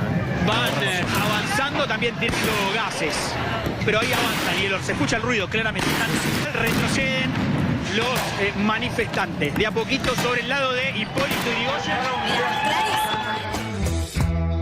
Bien, el de a poquito, cuando esas situaciones se iban generando de manera cada vez más intensa, móviles que eran vandalizados, se prendía fuego un cordón de bicicletas del gobierno de la ciudad de Buenos Aires, pero frente a la policía, e insisto, las imágenes después de esas mismas personas o algunas de esas personas ingresando a las filas de la policía, es más, algunas personas hasta deteniendo a otras personas, ¿no? Irina. Bueno, hablando de detenciones, algo que hay que decir es que en todo este contexto hubo 33 detenidos. 33 personas detenidas y una estrategia muy exitosa hasta ahora del gobierno nacional para que estas personas detenidas terminen en el fuero federal. Nosotros advertimos algo de esto ayer cuando vimos que el gobierno mencionaba en el comunicado que había gente que eran terroristas, ¿no? Que estaban cometiendo un golpe de Estado. Y ahí pescamos que podía llegar a pasar algo de esto. Efectivamente, hasta ahora en las movilizaciones se viene enviando a la gente que queda detenida a la jurisdicción del gobierno de la Ciudad de Buenos Aires. Es decir, lo juzga la justicia porteña, ¿no? Por delitos que hasta ahora no son, que son delitos escarcelables, atentado y resistencia a la autoridad, ese tipo de cosas. Mandarlos a Comodoro Pi significaba una cosa distinta. Y efectivamente, cuando Patricia Bullrich hoy dice que va a acusar por sedición, entre otras tantas cosas, estaba confiando en que todo iba a ir a parar a Comodoro Pi. Y esto fue lo que ocurrió. Hoy la jueza María Servini y el fiscal Carlos Stornelli tienen una causa con estas 33 personas detenidas bajo su órbita. ¿Qué hizo el fiscal Stornelli? El fiscal Stornelli hizo exactamente lo que anunciaba la ministra Patricia Bullrich. ¿Qué es lo que estamos viendo en pantalla, Irina? Ahí estamos viendo el dictamen de Stornelli. ¿Sabes cuántos delitos les imputa a las personas detenidas? ¿Cuántos? 15 delitos. ¿Y sabés con qué brochecito de oro cierra la descripción de los delitos? Con el agravante justamente de terrorismo. Terrorismo, ¿qué significa esto? Es un agravante que se le aplica a los delitos cuando hay alguien que cree que había una intención de generar terror en la población, ¿no? Obviamente está sujeto esto a una interpretación. Sí. ¿Y qué toma como evidencia? Bueno, ¿qué cita como evidencia? Además de dos notas de Clarín y de La Nación. El comunicado oficial de la oficina del presidente, que lo acabamos de mencionar, que es el que mostramos ayer y que es el que dice que felicita a las fuerzas de seguridad por su excelente accionar reprimiendo a los grupos terroristas que con palos, piedras e incluso granadas intentaron perpetrar un golpe de Estado. En esto se inspira y basa su acusación el fiscal Stornelli. En Comodoro Pi hoy fueron indagadas 10 personas, que eran las 10 que primero estaban bajo órbita del fuero federal. Bueno, estas personas todas contestaron preguntas, tienen defensa oficial. Había una familia vendedora de empanadas y de bebidas, un vendedor de choripanes, un muchacho que estaba junto a una valla hablando por teléfono con su mamá. Había otras personas que decían que se estaban manifestando pacíficamente. Una mujer de 59 años que estaba filmando la detención de esta familia que vendía comida. Este es el tipo de detenciones que hasta ahora conocemos de la causa. Esto es tremendo, se conoce muy poco, se difunde muy poco. Una de estas historias me contaba Irina hoy por la tarde, decime si efectivamente es el mismo relato que vos viste en la investigación de la causa. Una familia que estaba atendiendo un puesto de venta ambulante se retiraba del lugar. El padre de la familia se da cuenta que se había olvidado la garrafa, vuelve a buscar la garrafa, lo agarra la policía. La esposa y la hija no volvía esta persona, este hombre. Entonces van a ver qué pasa, también los meten adentro y están ahora detenidos. Este es uno de los casos. Debe ser la misma familia, Ocampo creo que es la familia. Después, bueno, van a ser indagados también por la Fiscalía de Stornelli y el Juzgado de Cervini las otras personas que estaban detenidas en la ciudad, que además el Ministerio Público de la Defensa de la ciudad pedía por favor que les den la excarcelación. Lo mismo pidió la Defensa Pública en Comodoro Pi, pero la perspectiva que hay y el temor de las familias es que queden detenidos y detenidas y que esto se prolongue durante el fin de semana largo. Porque además Stornelli pidió la prisión preventiva. Fíjate a lo que se anticipa. O sea, Stornelli plantea delitos contra el orden constitucional. Delitos que te pueden llevar más de 15 años preso, ¿entendés? Y lo que yo te acabo de contar es real. Es lo que la gente declaró cuando fue, por lo menos hoy, y aceptó contestar preguntas. Es la familia Ocampo, efectivamente. Remigio, que es el padre de familia, Belén y Mía. La esposa y la hija que estaban en el venta ambulante se lo llevaron. Que ya tendrían que estar. Algunos podría decir, bueno, acá en esta hay dudas, pero en algunos casos ya tendrían que estar en la casa. Bueno, lo que para nosotros es el debería ser, en general. Pero no puede la jueza. En el código de Comodoro Pi no siempre funciona de esa manera. Pero la jueza no puede decirle al fiscal, mire, no, esto es una pavada. Puede, pero todo es una maquinaria burocrática que lleva sus días. Hay un detalle acá. El gobierno, a través del Ministerio de Seguridad, difundió hoy a la mañana un primer comunicado donde decía, vamos a ser querellantes. El Ministerio de Seguridad va a ser querellante. Casi una hora después difunden otro comunicado, que es el que finalmente quedó, el que estamos viendo en pantalla, que es el que quedó publicado en la red social X, donde no dice vamos a ser querellantes. ¿Por qué? Porque se avivaron de que si son querellantes no pueden ocuparse ellos de la investigación, que es lo que ya les dijo una vez el juez Casanelo. Entonces se ve que Patricia Bullrich evaluó acá que le conviene manejar las pruebas en vez de ser querellante y estar proponiendo pruebas, ¿no? Que no es lo mismo. Bueno. En ese segundo comunicado aparecen cosas que no aparecían en el primero y aparece mencionado, fíjate vos, el fiscal Carlos Stornelli, que termina pidiendo los mismos delitos que en el comunicado anterior invocaba Patricia Bullrich, pero esta vez aparecen justo en boca de Stornelli. Son algunos de los detalles de los cambios que se hicieron que no son menores y que muestran una evidente sintonía. Respecto de los detenidos, te agrego algo más. El rector de la Universidad de San Martín hizo un posteo también en las redes sociales donde habla de 3 de sus estudiantes, de los estudiantes de esa universidad, donde manifiesta justamente, Greco es el rector, que manifiesta justamente su preocupación por la detención de estas personas y cuenta que en el Consejo Interuniversitario estaban realmente muy alarmados por la situación y por la repetición de estas viejas historias represivas que además se agravan en este caso, ¿no? Porque la escena que vimos ayer no fue solamente represión y despejar la calle. Se despejó la plaza, se despejó todo y casi nadie vio la imagen de la enorme movilización que había en los alrededores del Congreso. A ver, es muy importante esto, ya nos vamos a la pausa. Vamos a seguir el tema, por supuesto, con Irina en QR, de cómo sigue, cuál es el devenir de las personas que están detenidas. Ayer hubo escenas de violencia, sí, claro que sí, por supuesto. Vimos los móviles volcados, prendido fuego, por supuesto hubo personas que tiraron piedras. Lo importante es saber efectivamente quiénes son, a qué respondían. ¿Son infiltrados o son personas que habían tomado la decisión de generar esos desmanes? ¿Había un intento por evitar que efectivamente se lleve adelante la sesión en el Congreso? Bueno, esto es lo que se tiene que investigar. Ahora, cuando en el listado de personas que están detenidas hay familia vendedoras ambulantes, un pibe que hablaba con su mamá en una valla, estudiantes universitarios, gente que iba a ver qué pasa adentro también. Acá hay algo muy grave. ¿Por qué? Porque además el gobierno acusa de terrorismo y además dice que estaba en plan un golpe de Estado. No es una pavada, es muy importante. ¿Querés agregar algo, Martín, y cerramos? Sí.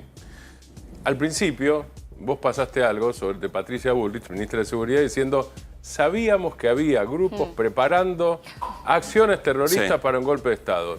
Yo completo la frase: sabíamos y no hicimos nada. Entonces, si no hicimos nada, uno debería preguntarse por qué la fuerza de seguridad en acción, pero antes la inteligencia criminal no hizo nada, si lo sabía.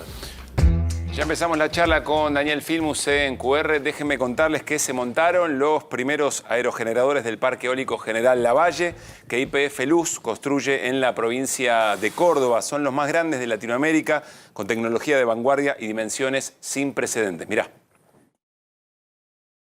En el Parque Eólico General de Valle estamos en la etapa de montaje de las turbinas de generación eólica, las más grandes y potentes de Latinoamérica. Esto nos impulsa a seguir trabajando, logrando vencer todos los desafíos hasta conseguir la meta. Con 155 megavatios instalados, el parque va a generar energía para abastecer el equivalente a 190.000 hogares y evitar la emisión de dióxido de carbono de 350.000 toneladas por año. General Lavalle. Muy bien. Daniel, ¿cómo te va? Muy buenas noches. ¿Qué tal? Buenas noches, ¿cómo están? Gracias por estar acá. Por favor. ¿Qué mirada tenés sobre todo? A veces es difícil salir de la coyuntura y del impacto del día a día y de algunas marcas que casi que nos orientan el análisis de las cosas que van pasando. ¿Qué mirada tenés sobre todo el proceso de la ley bases y paquete fiscal? Bueno, quiero matizar un poco, porque hoy está como que hubo un triunfo tremendo del gobierno y yo lo que invitaría es un poco a comparar esto con la ley bases que mandó en el mes de enero el gobierno, el mes de diciembre. ¿Con el proyecto original? Claro, con ese proyecto de ley y con que el gobierno tenía dos grandes objetivos. DNU, que está pasando, todavía diputados no lo discutió, y 600 artículos, más de 650 artículos, una ley base. Voy a hablar en particular del caso de Ciencia y Tecnología y Educación. Sí. Bueno, el caso de Educación tenía todo un capítulo. ¿Dónde está ese capítulo? Ese capítulo era tan grave que ponía en la práctica que la escuela no era más obligatoria, es decir, discutía con el más liberal de todos, que era Roca, que puso en 1884 la educación obligatoria. Esto que decía Milei en la campaña, que la educación no tenía que ser obligatoria, estaba puesto ahí. A partir de los 9 años vos podías estudiar en tu casa. Digo un artículo, pero había más de 20 de educación. A los docentes se los evaluaba todo el tiempo para nada. Se permitía una cosa curiosa, se permitía la publicidad privada en la escuela pública. Un artículo especial para dedicarle a ese tema. Quiero decir, todo eso voló en la primera discusión. Las marchas educativas y las discusiones respecto a educación hizo que nadie, ni siquiera los propios, podían apoyar ¿Pero ahora no pueden insistir con volver a poner todo lo viejo? No, eso porque no murió entró, en la primera discusión. discusión. Eso ni entró. En la primera discusión ni siquiera eran diputados. Está. Ahora, en Ciencia y Tecnología, cuando empezamos a discutir esto, ¿qué pasaba? Se podía disolver el CONICET. Recuerden, cuando Milei iba diciendo afuera, le decían, cada ministerio, cuando dijeron CONICET afuera, ¿qué? Lo vamos a privatizar, la educación tiene que ser privada. Es lo que empieza el anarcocapitalismo y es lo que piensa la escuela austríaca. No tiene por qué haber educación pública, es solo para adoctrinar textualmente. Claro que lo decían en el siglo XIX hablando de las monarquías. No hablaban en ese momento de este tipo de gobiernos democráticos. Ahora, y al mismo tiempo podías intervenir y disolver todos los organismos de ciencia. Hoy, cuando vos ves el propio artículo 3, exceptúa todos los organismos de ciencia. Claro que es peligrosísimo porque, por otro lado, no lo podés disolver. El artículo 3, que es el que le da facultades para al Ejecutivo modificar estructuras y demás. Exactamente. Y hay 17 organismos de ciencia, es decir, todos están exceptuados. Igual hay un peligro enorme, que es como le estás dando esas facultades al gobierno, el gobierno le puede cambiar las funciones a ese organismo, aunque se incluyó que tiene que respetar textualmente la ley que fija el plan de ciencia 2030 y la inversión en ciencia y tecnología que está fijado. Por supuesto, el gobierno lo que no ataca con esta ley lo ataca con el presupuesto. Ciencia no tiene un peso. Se ejecutó el 0,9% del presupuesto del viejo Ministerio de Ciencia y Tecnología. A ver, 0,9%. Ayúdame a entender, Daniel, entonces, porque vos decís, bueno, la política actuó, se defendió en las calles y eventualmente en la acción política de diputados, diputadas, senadores y senadoras, pero igualmente está en peligro. Es decir, como si no hubiera necesitado todo eso eventualmente el gobierno si le quiere hacer daño a la ciencia y a la educación. Se las hace a través del presupuesto. Si el presupuesto no se cumple, aún el presupuesto del año pasado, lo que hace es castigar. Vos, tuviste una movilización de 1,5 millones de gente en la calle defendiendo la educación pública y la universidad. ¿Cuánto cayó el salario? Del 35%. El salario de los docentes universitarios cayó el 35%. Esa es otra lucha, es una lucha enorme que hay que dar y se niega el gobierno a discutir con los docentes universitarios una paritaria particular que le permita recuperar lo que se perdió entre diciembre y enero. Generó 2 paros de 48 se resolvió horas el tema de la luz y el gas, que es así chiquitito en la universidad, es el menos del 5%, digamos, operativo. Y no el tema salarial. Entonces, ¿qué es lo que hay para celebrar? Estoy queriendo entender el enfoque. No, celebrar nada. Lo que te quiero decir es que nosotros lo que tenemos que mirar es la diferencia de lo que quería hacer el gobierno con lo que puede hacer el gobierno.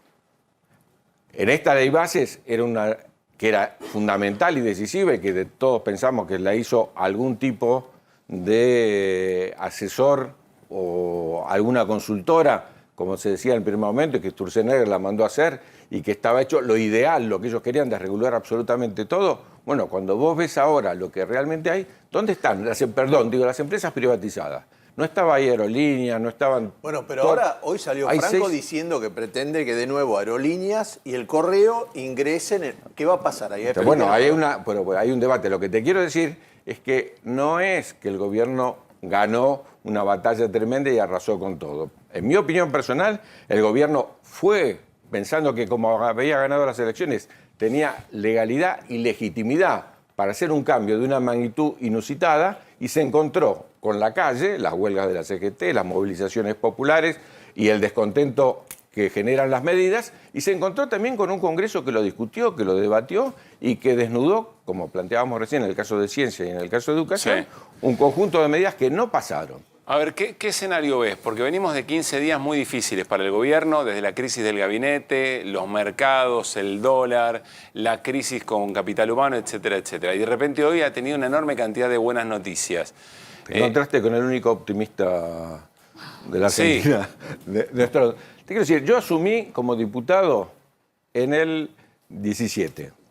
¿Se acuerdan lo que pasaba? Yo no pude entrar a la Cámara. Hubo mucha mayor represión. Fue el día famoso de que Patricia Bullrich, en otro gobierno... Eso pasó a la historia como el día de las 14 toneladas de piedra. Exactamente. Yo asumí ese día. No pude entrar al Congreso porque me impidieron como diputado entrar al Congreso y me conocían un poco. Sí. Pero bueno, hubo eso. Hubo varios diputados que fuimos imputados porque quisimos estar, como ocurrió acá, entre... Es lo mismo de ayer, en un exactamente, sentido. Sí. No, exactamente. Máximo, de Pedro, muchísimos diputados. Te diputados. interrumpa, porque Patricia Bullrich dice, lo dijo antes, lo pasamos antes, los diputados no tienen autoridad para darle órdenes a la policía. Digo, te lo cito textual para ver tu opinión.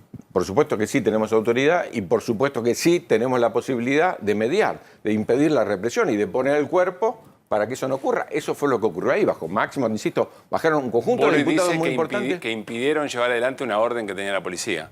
Bueno, estoy hablando del otro caso y el de ayer. En ninguno de los casos pasó eso. Lo que te quiero decir es, ¿qué pasaba en el 17? ¿Alguien se acuerda? Había ganado Macri por el 10%, después del terror económico que había sucedido los primeros 2 años, donde el primero había caído el PBI enormemente, en el segundo había recuperado un poco. Macri ganó por 10 puntos las elecciones nacionales. No solo había ganado por 10 puntos, sino que en la provincia de Buenos Aires, Bullrich, un casi desconocido, le había ganado a Cristina. Sí. No solo eso, sino que todo el mundo empezaba a decir, bueno, vayamos al 2023, porque el 2019 ya está resuelto. ¿Estamos viendo equivocadamente la escena? Sí, era una escena muy particular y apareció en ese momento Rodríguez Sá que dijo ahí 2019.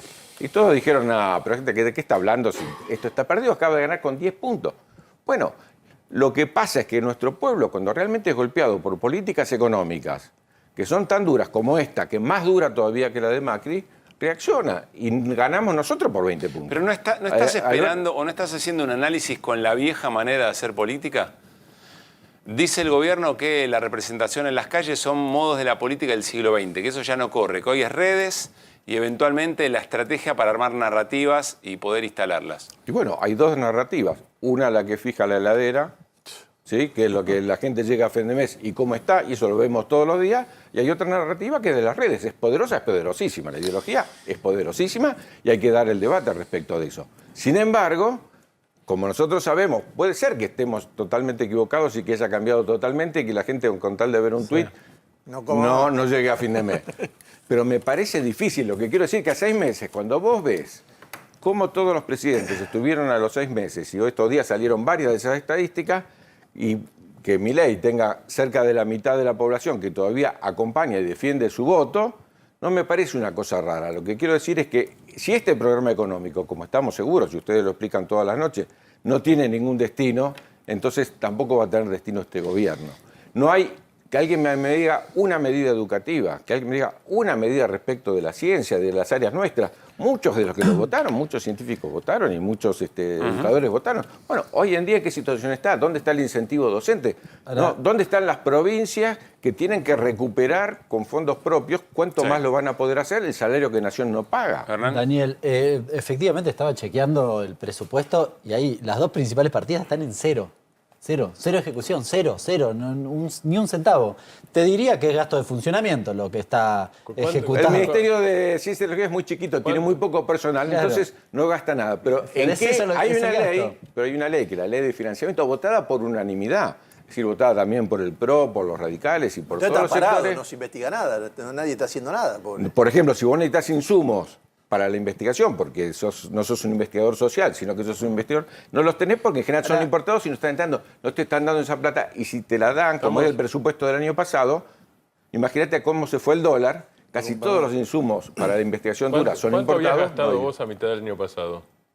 Estamos casi a mitad de año. No, pero, ¿qué porcentaje? Pero yo me pondría contentísimo si se gastara el presupuesto del año pasado a pesar del 200 y pico de inflación. Te pregunto. Bueno, ¿cuánto llevas ejecutado en junio del año pasado? ¿Qué porcentaje? Nosotros tenemos un presupuesto muy alto y un porcentaje más del 50%. Mayor del 0,9 habías ejecutado. Digamos. Exactamente. Bien. 49 puntos más que el 0,9. 49 más, ok. Porque llegamos al 50. Pero lo cierto es que esto va a costarle muy caro ¿a quién? Al pueblo argentino, porque las obras empezaron, ¿sí? Los insumos están en la aduana, el equipamiento se compró fuera del país porque la mayoría es importado y va a haber que pagarlo 2 y 3 veces. La obra, cuando se paralizó, recuperarla, bueno, lo sabes bien.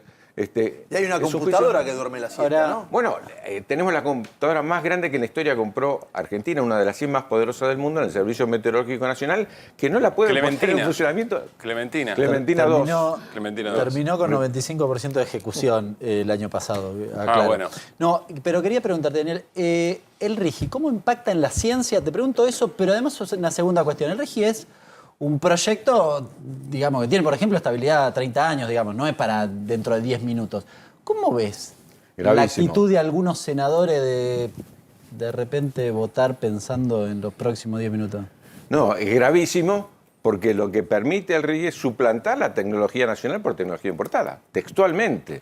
Lo que te dice que es que el 20% puedes utilizar empresas o insumos nacionales siempre y cuando el costo sea conveniente, porque aclaremos que está acotado, no es que el 20% van a ser insumos nacionales, pueden entrar con todo y como parte de esos organismos que el RIGI plantea, algunos son empresas tecnológicas, entonces tenemos hipotecada realmente esta idea de que para qué vamos a investigar nosotros si lo podemos comprar hecho, empieza a ser en contra de toda la tradición científica argentina. Si Argentina en algo está orgullosa, es justamente del bagaje científico y de sus científicos. Daniel, no te vayas, que cerramos juntos. Martín, ¿nos contás qué valor le das y qué pasó en el encuentro de Axel Kicillof y el Papa? ¿Vos lo dejaste para que hable de San Lorenzo junto con el Papa para eso? Bueno, les leo la foto. Quiero aclarar que la foto que se está riendo el Papa es la foto que le llevaron. A ver, vamos a compartir el tape y enseguida Martín lo baja a tierra, dale. De que hablamos, y bueno, la situación social inevitable cuando uno está con el Papa, le hablé de lo que hacemos a nivel de actividad sociocomunitaria desde el Ministerio de Educación, le comenté también los comedores escolares, le comenté también lo que hacemos desde el área de culto de la provincia, le comenté lo que hacemos también en cada uno de los barrios de la provincia de Buenos Aires, con Opisu, le traje algunos presentes, pero bueno, pudimos hablar de varios temas y de la situación internacional. Una reunión importante en este marco, en este contexto nacional, internacional y en esta coyuntura, ¿no? ¿Qué significado político le das a esto, Martín? Yo hablé con Axel Kicillof a la tarde, él hizo una entrevista para Buenos Aires 12 y lo que me dijo, él no puede contar lo que el Papa dice, obviamente, porque no corresponde eso, salvo una cosa. La frase es, el Papa está muy preocupado por la situación social de la Argentina. Eso es una frase citada por Kicillof sobre lo que el Papa le dijo, estos son de récord, es público, está publicado. Importancia es, el Papa, eso sí también cuenta Axel Kicillof, el Papa con mucha data, decía, está muy informado, está bien informado, está al día sobre la situación argentina, está al día sobre la situación de la provincia de Buenos Aires y hay preocupación. Uno de los temas de agenda, uno fue el internacional y el otro fue el tema de los comedores y los alimentos en la Argentina. Fue uno de los grandes temas. Bueno, se viene manifestando en la Iglesia Católica, aunque cada diócesis tiene su manera de hacerlo. Pero digo, esto fue común. Hubo 3 reuniones de Kicillof. Una de más o menos media hora a la mañana, una de 2 horas a la tarde, larga, a solas, con el Papa a las 2. Y una tercera, ahí lo veíamos en imagen, a Víctor Fernández, Tucho Fernández, que es el jefe de lo que fue la Inquisición. Claro. Es el dicasterio para la doctrina de la fe, arzobispo de La Plata, que había hecho muy buena relación con Kicillof en los últimos años desde el 2019, él está desde el 2018. Gracias, Martín. Gracias, Daniel. Quiero brevemente contarles que el próximo martes se presenta en CETERA este trabajo afuera que coordinó Daniel Filmus, lo compiló, El lugar de la educación y la ciencia en el narcocapitalismo. Lo vamos a recordar, cuando llegue ese día, el próximo martes en CETERA. Bueno, las preocupaciones que Daniel Filmus expresa con toda la comunidad educativa que participa respecto de lo que pasa con ciencia, tecnología y educación. Daniel, gracias por haber venido. Gracias a usted. Bueno, nos vamos con uno de nuestros segmentos preferidos, El Mundo Según Manu. Deberíamos renombrar, como dice Claudio Martínez, nuestro productor general, el ministro de la batalla cultural, a Manuel Adorni. Fíjense, tiene algunos ribetes graciosos, pero a veces el humor sirve para que penetre mejor una idea. En este caso, todo lo que ha girado alrededor de terroristas y el golpe de Estado que denunció el gobierno. Y con esto nos vamos. Chau.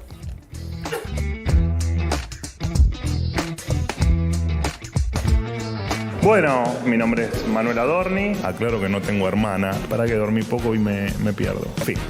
Que sean 5 perros o que sean 43 conejos. ¿Y qué problema? Vamos sacándose una selfie. ¿Listo? Gracias. Fin. ¿Qué pasa? ¿Qué es esa cara? ¿Qué estás hablando, Williams? Buen día.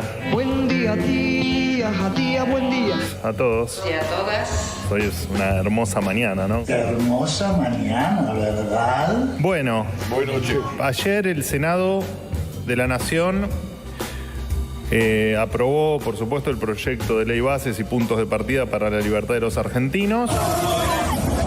Si no parece un poco irresponsable insistir con esto de grupos terroristas incentivando un golpe de Estado. Efectivamente, el golpe de Estado hoy se entiende de una manera de desgaste de las instituciones, ¿no? No es así como decís. En realidad se comunica a la población que a partir de la fecha el país se encuentra bajo el control operacional de la Junta Militar. Y además porque la ministra Bullrich logró reprimir como ella misma lo definió, ¿no? Con una filosofía muy interesante. Con fuerza y con contundencia lo que estaba ocurriendo en la calle.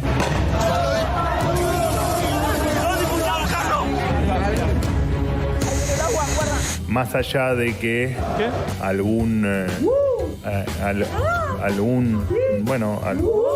alguien que evidentemente no estaba muy al tanto de lo que estaba pasando, consideró que estábamos supuestamente reprimiendo una marcha pacífica. ¿Algo más? No, gracias, No, eso.